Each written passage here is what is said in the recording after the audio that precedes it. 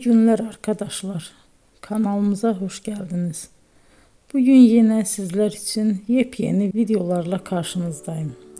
İki başarılı oyuncularımız Elçin Sangu ve Barış Ardus'tan güzel paylaşımlarını sizler için hazırladık.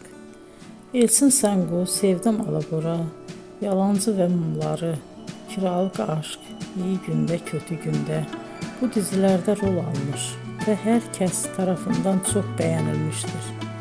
Biz de Elçin Sangu ve Barış Ardus'tan en güzel sempatik fotolarını sizler için hazırladık.